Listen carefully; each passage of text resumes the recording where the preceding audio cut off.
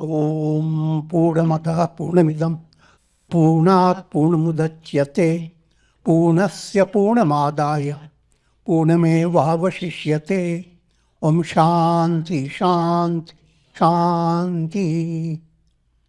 Om Brahmanandam Paramasukadam Kevalam Jnanamurtim Dvandvatitam Gagana Sadrisham Tattvamasyadi Lakshyam Ekam Nityam Vimalamachalam Sarvadhi Sakshi Bhutam Bhavatitam Trigunarahitam Sadgurum Tam Namami. Om. Adorations to Sadguru, who is Brahman, the giver of supreme bliss, embodiment of pure consciousness, one without a second, vast as the ether, infinite, eternal, beyond the three gunas and their modifications, the supreme preceptor. Yoga Vasistha, Utpatti Prakarana, and we are moving towards, presently it is 40th section, the story of Queen Leela and her husband Padma. Padma and Leela's story continues. It's a very profound story presented by Sage Valmiki in the Yoga Vasistha. And the purpose behind this story is to enable you to understand that the world of time, space, causation, that world is not a mathematical, precise world. Whatever mathematics you know remains limited. It becomes only a tick in your head.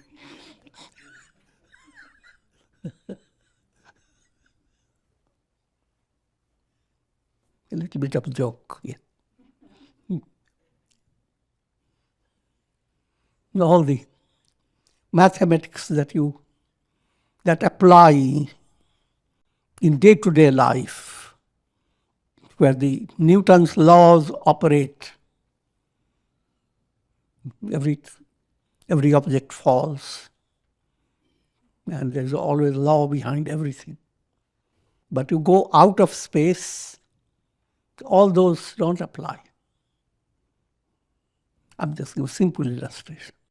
But even all your study of science, where you view the entire universe and go after every little detail, of course the details are many, all that you go after the few grains of sand. But however, the mind always is gripped by that if a person dies, he will go somewhere.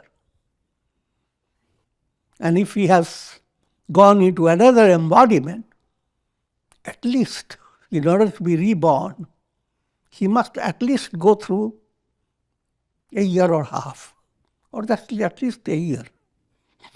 Because the baby has to be in the mother's womb.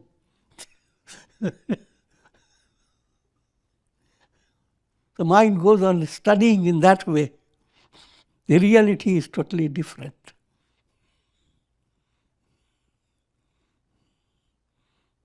Just to give you what has already happened, King Padma was a great king, and his wife was very devoted to him, Leela.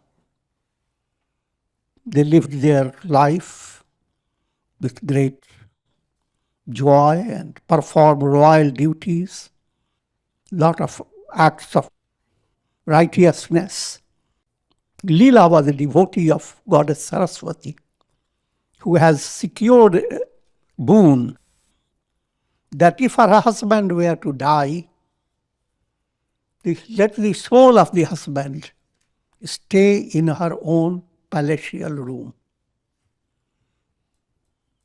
And Saraswati granted. In course of time, in a battle, King Padma was mortally wounded, brought into the palace, and again by a celestial voice that this king will come back to life later. In the meantime, keep the body covered with flowers. So, Leela covers the dead body with flowers. However, even though Goddess Saraswati tells her that his soul has not gone away from your room, right in the room, but she feels completely separated from her husband, suffers from pangs of separation. And led by Goddess Saraswati, she enters into the space within her own room through her subtle body. All the detail we have gone through before. And that in that little space opens up a whole cosmos, whole universe. And in that universe, she is led to the world with a different world, where her son, rather, where King Padma is a young man known as Vidurata. He has inherited a kingdom. His parents have gone away to ashram. And she sees King Vidurata with other people around who were similar to people of her world, people who used to come into her palatial gatherings. She developed the idea that not only my husband has passed away, but so many other people must have passed away. To verify that, she comes back to her world and gives the order that all those royal personalities should gather before her. She sees them all, and she is extremely surprised that none of them have died. But yet, Vidurata finds exactly similar setting, similar people. And Goddess Saraswati, in order to give her more insight into the illusory nature of the world, takes her to another dive into the little space. And now she is led to Parvat Gram. That was Leela Padma's previous embodiment. And Parvat Gram, there they come to understand they were Vasistha and Arundhati. King Padma was a Brahmin Vasistha, and Padma was Arundhati. And they had lived there together as a general type of farmer, but Vasistha developed a great desire to be a king, having seen the royalty and glory of that. With that type of aspiration, he had passed away. And Arundhati had also, in that embodiment, that was the first embodiment, when we are describing the three planes, Arundhati had secured boon from Goddess Saraswati, that when Vasistha, her husband, dies, let his soul stay right there.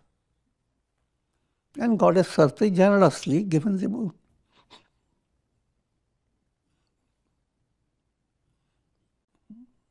Subtle point behind it. Even when you ask for boons, and if your mind is not very advanced, you get the boon in the language of your mind, matching up with your mental illusion.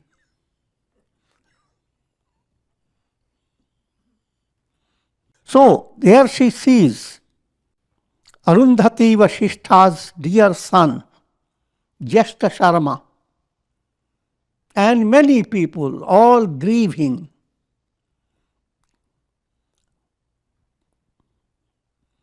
Only 7 days have passed in that world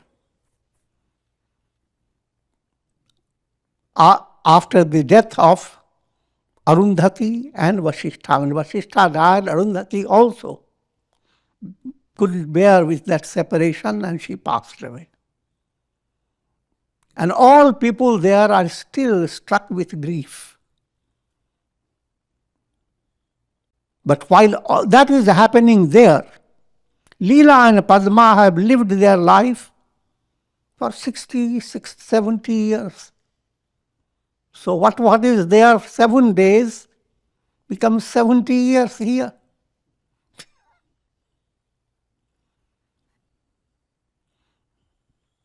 And later we'll know what is 1 day in Leela's world. Vidurata experiences 72 years. That story is going to come.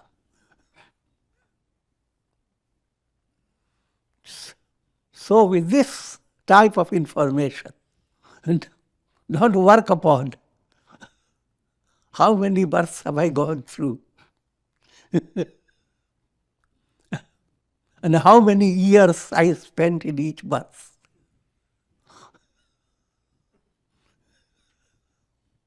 And how many will be waiting for. Just like you experience your dream. In your dream, things happen. They have no rational relationship with your practical reality. In your practical reality, it may be hot days of summer. In dream, it may be raining. The rainy season has come. But that's the only thing, little thing. In dream, you may fly without even practiced siddhis.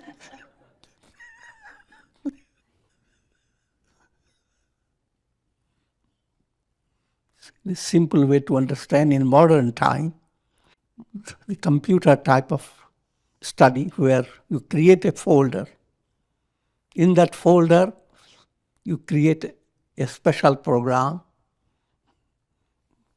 In that special program, you create another one. And each file that you prepare and put into it deals with so many things totally different. One may be dealing with peacocks. Another may be dealing with cockroaches. I'm joking. They are totally different. But they are all right there in the corner of your, what you call it, folder. Just in the corner, not even thumb-shaped.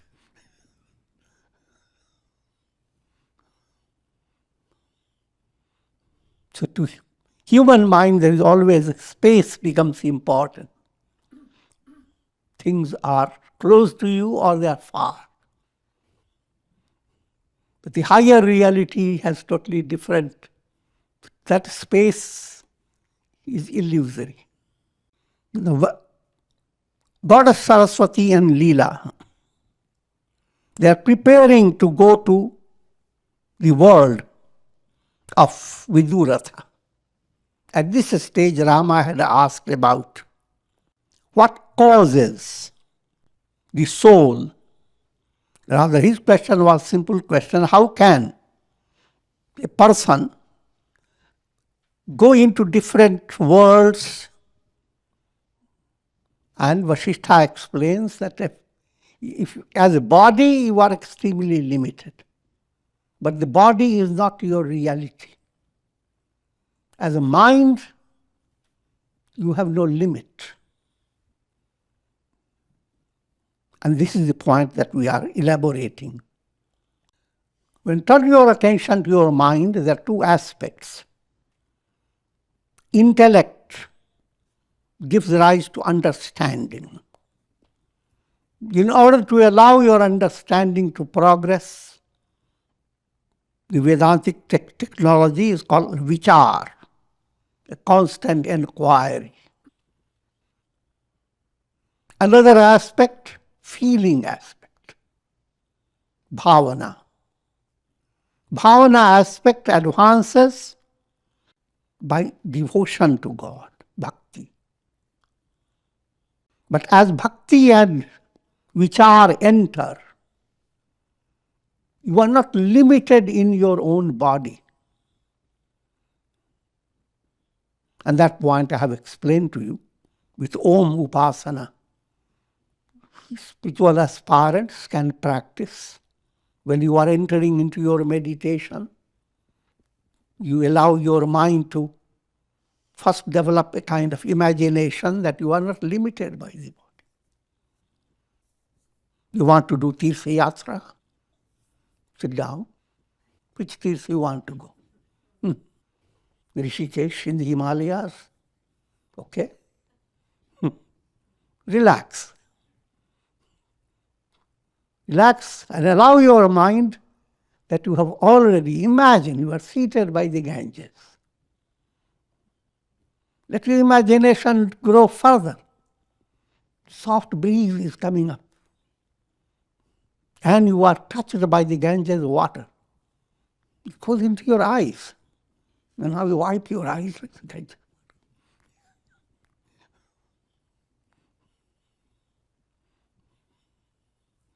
All this you do, your body is not needed, body is just relaxed in meditation.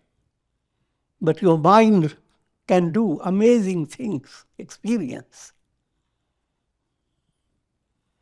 And you can go on developing more and more.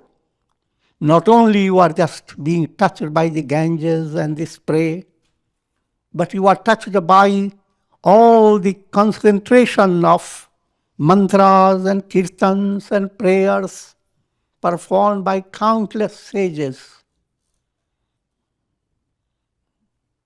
And you can have darshan of Ganga Devi,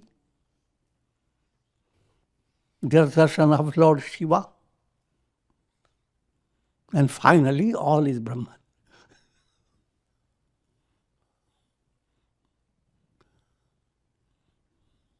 So all that is possible for every individual. Therefore, to come to a practical reality,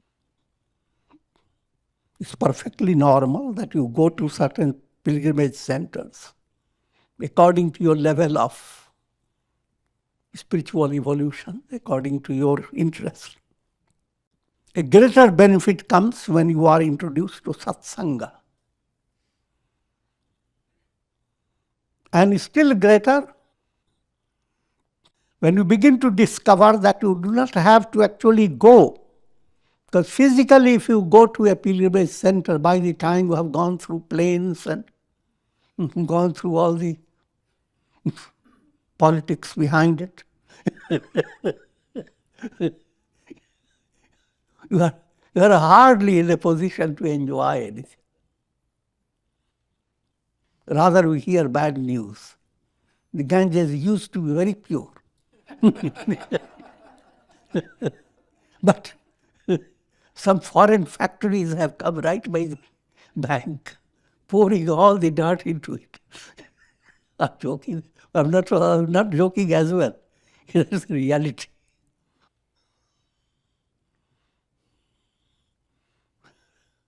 So what happens to your pilgrimage? In other words, that stage of pilgrimage is good if you are still in a kindergarten. But if you have growing up, you don't wait for going into pilgrimage. Is there a place where God is not? And wherever your mind is, it's a matter of setting your mind to in a right stage. Allowing your mind to focus on who am I? What's the truth? That truth is Brahman, and truth is behind everything. Truth is God, and God is the reality behind everything.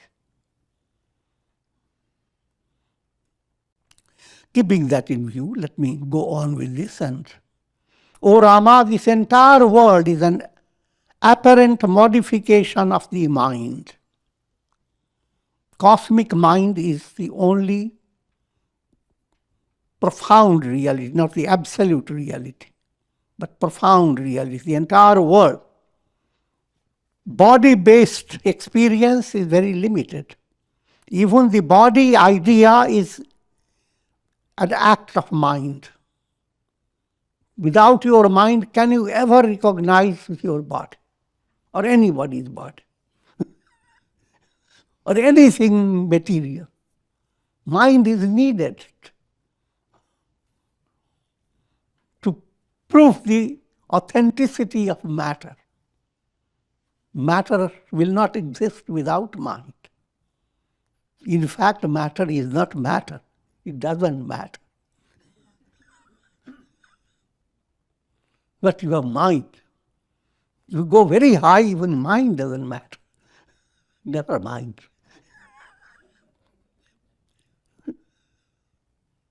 But that stage has not come yet. I mean, this is story. But that's where we are being led to. So the entire universe is projection of cosmic mind. And your mind is a wave of that cosmic mind. So potentiality of your mind is the cosmic mind. The reality of a wave is the ocean.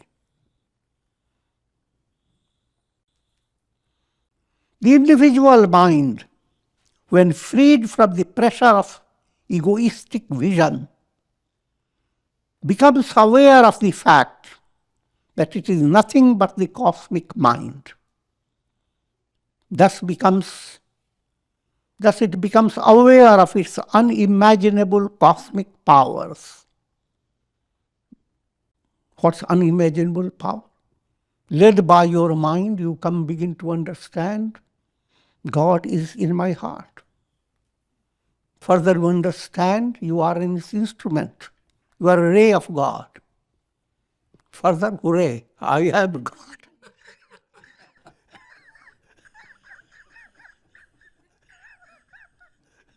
Aham Brahmasmi.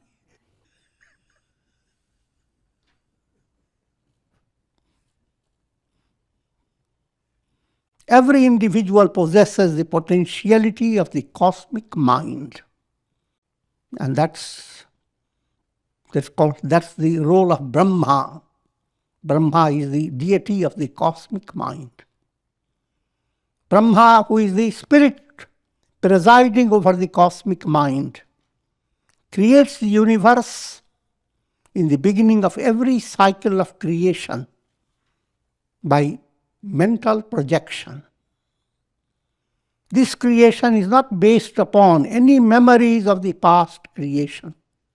In a storyline, or rather in an allegorical way, when Brahman passes away, Brahman also has a limit of time, and the next Brahma comes in. The next Brahma is not related to the previous Brahma. So all the memories of the previous Brahma are completely effaced. Every creation begins completely anew. Behind all that, again, the whole idea is that causation is not a reality. Causation, the way you understand it in practical world. In each birth, you are not led by the memories of your previous life. And you don't need them at all. And you don't have to wait for next birth, even within this lifetime.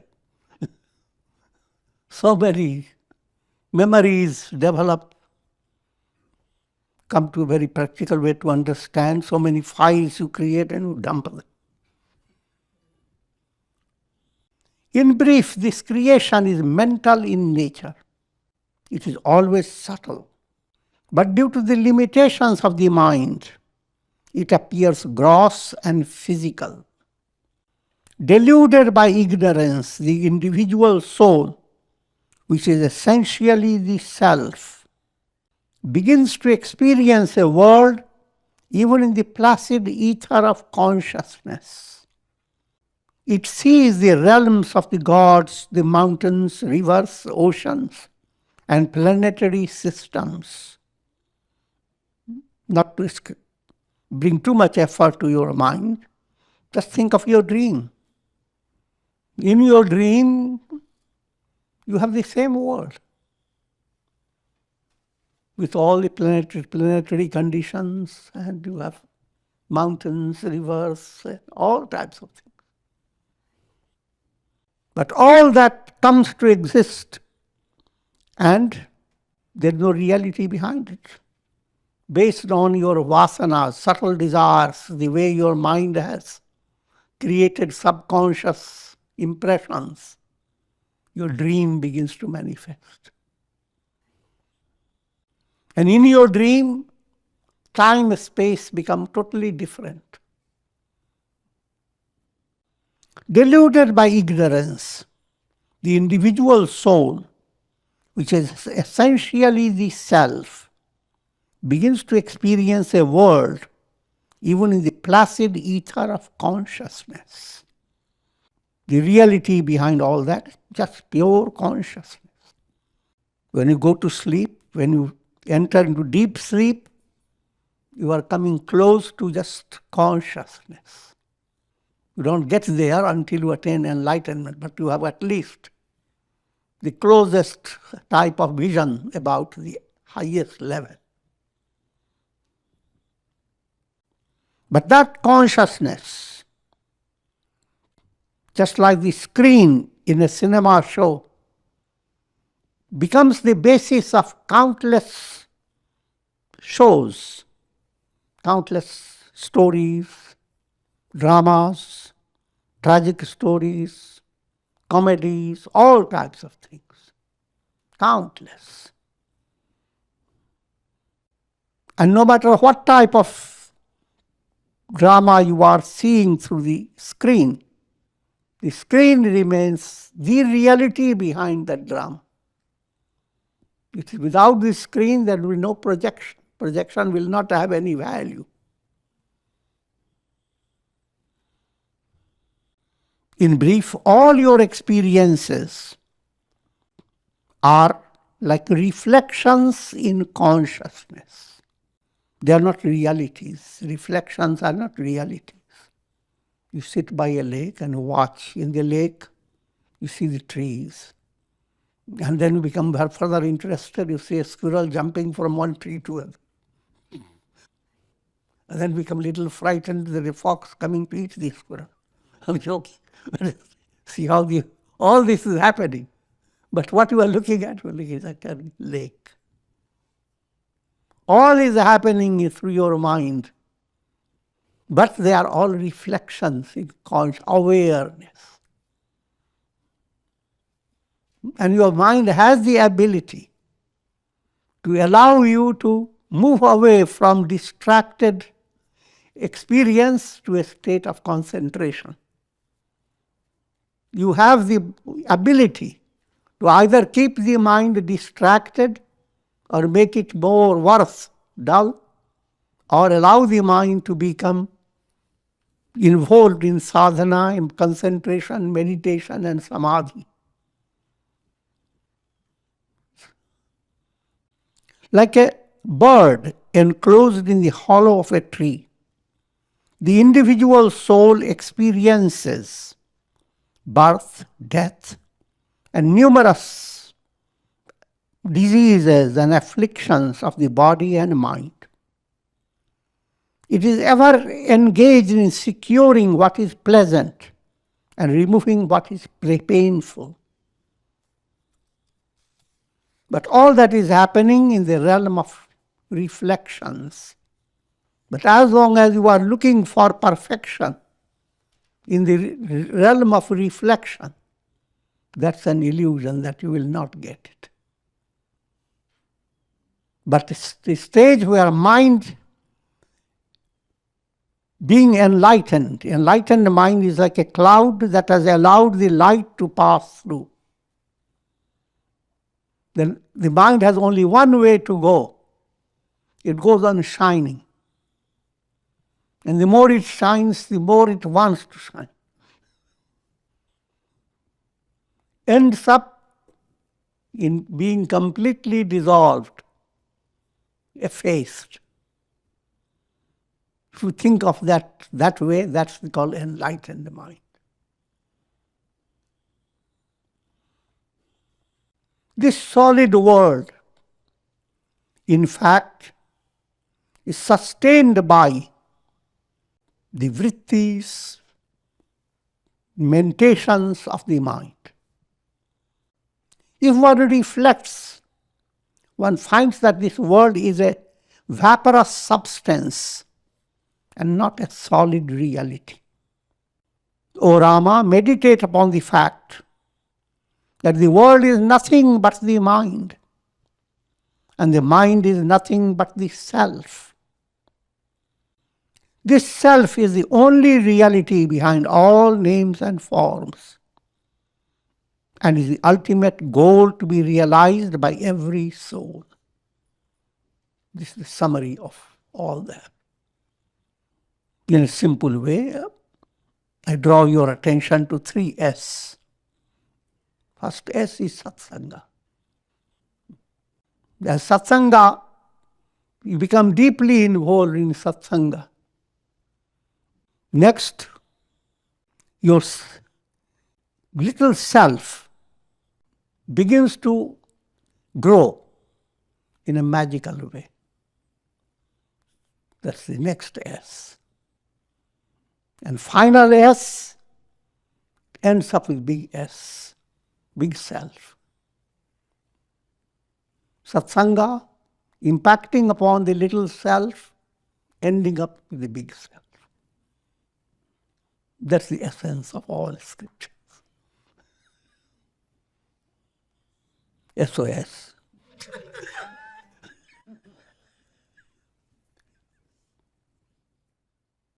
Leela and Goddess Saraswati, they pass through the narrow holes of the window and thus entered the royal palace of King Vidurata. Now the story, that was an intermission where all that was taught. And now the story continues. Sri Vasistha continued, O Rama, prompted by Goddess Saraswati, the king woke up. See, they go through the astral journey, celestial, subtle journey. But in their journey, Leela sees the world exactly like everybody sees. The vast world, stars, planets, mountains, rivers, wind, all types of jivas. And having traveled with divine speed, both of them enter into royal palace through a little hole in the window. And this is the palace where king is in deep sleep. He is facing a big problem. A big enemy has attacked him. He saw the room lit up by the effulgence of 2 goddesses. See, to his sight, Leela, who was his own wife, but now is a totally different setup. He got up from his bed in haste, seated himself in lotus pose, and uttering words of praise, offered a handful of flowers to the 2 goddesses. King Vidurata said, O goddesses, adorations to you both. You shine like 2 moons and allay the sufferings of my heart. In the meantime, Goddess Saraswati prompted the king's minister to wake up so that he could speak for the king. It's a royal tradition. The king doesn't he doesn't go on talking about himself. The minister talks on his behalf. So the minister also woke up, urged by Goddess Saraswati. The royal minister woke up and expressed his delight and amazement at the sight of the goddesses. Goddess Saraswati asked the king, "O king, who are you? Where were you born? Whose son are you? Please relate your story to me." Now the minister replies, now what you are being given, that Vidurata is totally in a different setup. His linealogy is totally different. And the minister now describes, so, O goddess, in the glorious line of Ikshvaku, there was once a king known as Kundaratha, who was well known for his valor. His son Bhadraratha was both handsome and valiant.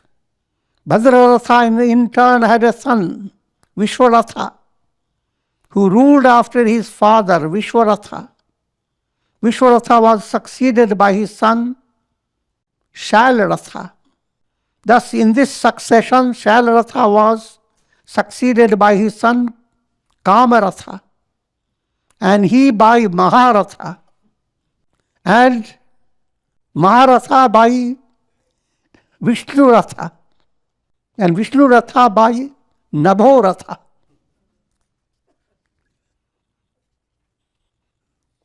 Giving you an idea of details.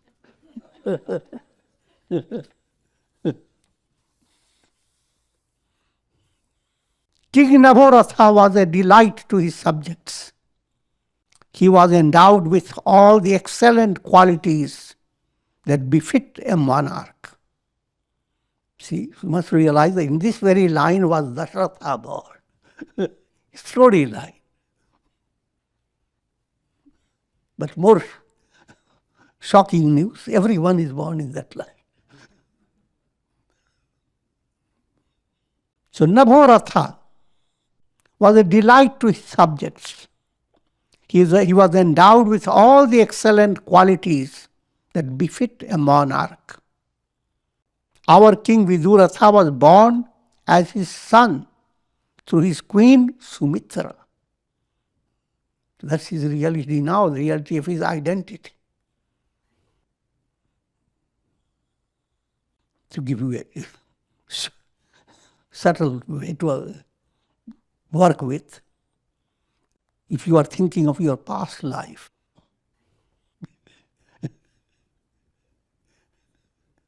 first point, in your past personality, you had a whole linealogy, your father, grandfather, and a whole series of information and all the details.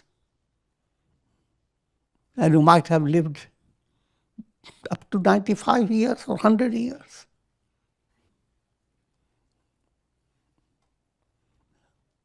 And in this life, you have nothing to do with it. And the past life experience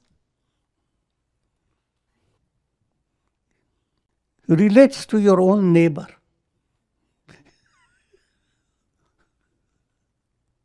Who is still grieving for the loss of your personality that was in the past. And you can't give them any comfort. Figure that out. They're creating more riddles.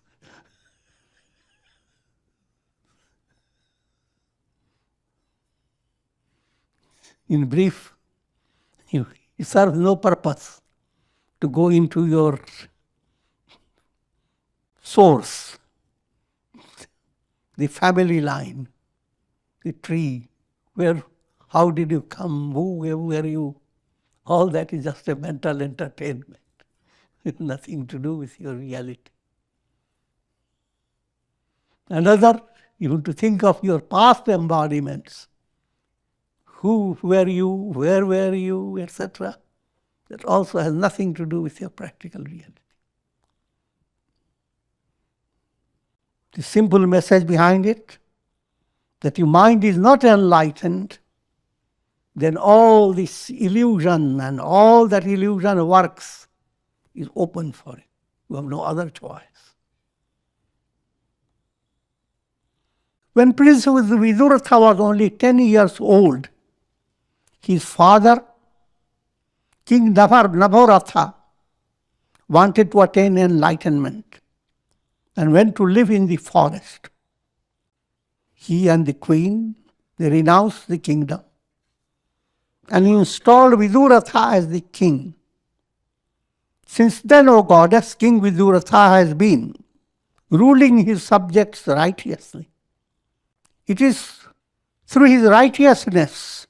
See, in her world, few hours back, she had seen Vidurata at this stage. But now when she comes, Vidurata is 70 years and more. In her world, only few hours have passed. It is through his righteousness that today we are blessed with the presence of you goddesses. Then Goddess Saraswati touched the king's head with her hand, saying, O king, now remember your past embodiment. At this, the delusion dispersed from the heart of the king.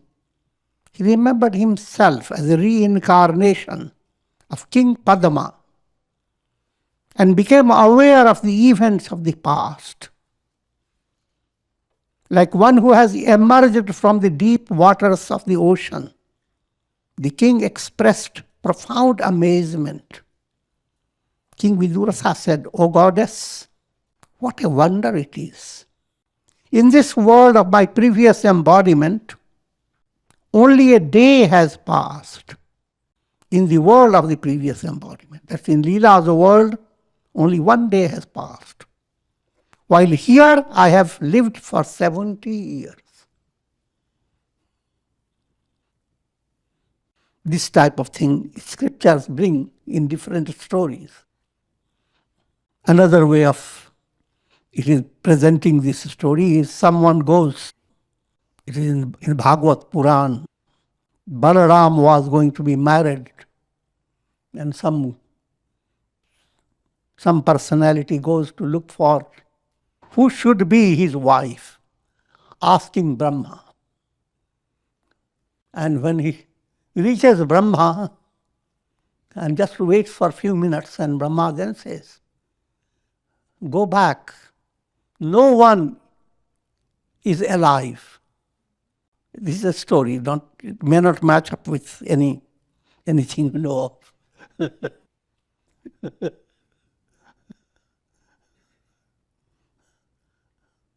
But in this, when you go, there will be a Brahma direct, there is a person, who will be the best match for your son. Simple point that one spends time in Brahma's world just half an hour or even 15 minutes. But in the practical world, years pass by. 100 years. That type of story is given again and again in the scriptures. They are all allegorical. You don't have to take it very literally. Goddess Saraswati explained, when you died as Padma, you experienced a kind of swoon, fainting. And even within the space of the room in Padma's palace, you experienced your present world and yourself as Vidurata. So all your experience is not far from your the world of your previous embodiment. Just in that world, there's only a little corner there. In that corner, all your world exists. Every portion of the world is capable of sustaining countless world systems. Just like every portion in your computer is capable of sustaining countless files and folders. If that is easy to understand, computer fortunately is easy before you. Otherwise, very difficult to explain this. Pure consciousness is the reality behind every worldly phenomenon. Just as a current in a river flows on, leaving one whirlpool and entering into another, so the current of mind continues to flow on from one creation to another. Sometimes creations of many souls seem to blend. Sometimes they stay separated from each other, even like dreams arising in every human being. In fact, O King, you are essentially the divine self. There is no birth or death for you. This is the essential teaching that applies to everyone. These mountains, villages, and cities are projections of illusion. Enemies and friends are mere appearances. For those who have attained intuitional vision, the self alone exists. When the rope is recognized, the fallacy of the snake disappears. In the same way, when the self is realized, the illusion of the world process vanishes. Or when a person recognizes the sands as the basis of a mirage, the latter mirage becomes ineffective. You can continue to see the mirage, but you know it is nothing but death. So the question, if I become enlightened, how long will it take for the world to go away? That question has no value. In the same way, when the world is realized as Brahman, it can no longer delude the mind of the wise. Ignorance lends reality to waking and dream states. For those who do not have a pure intellect, illumined by the sun of wisdom, for them the world is the only reality. It is the deluded intellect that lends reality to the world, even though it is in fact non-existent and unreal. The world gives you the shocking experience. You depended upon so many things, and where have they gone? Even as a baby, you had lots of yogi bears around you, keeping you cozy and comfortable. But where are they? You gain all the possessions, etc., etc. But ultimately, where are they? And your own body. I will not say any more.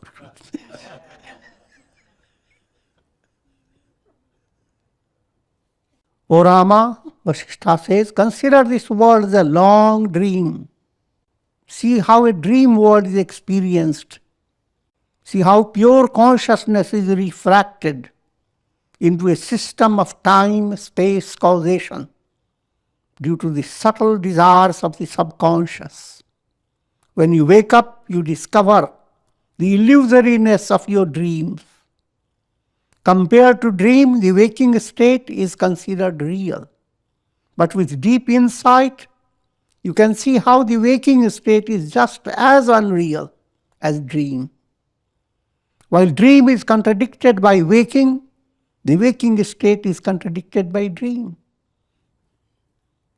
So both states are not stable states. Both are refractions of consciousness brought about by illusion.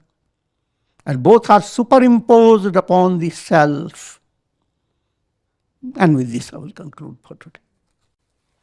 Om Purnamadaha Purnamidam Purnat Purnamudachyate Purnasya Purnamadaya Purnamevavashishyate Om Shanti Shanti Shanti.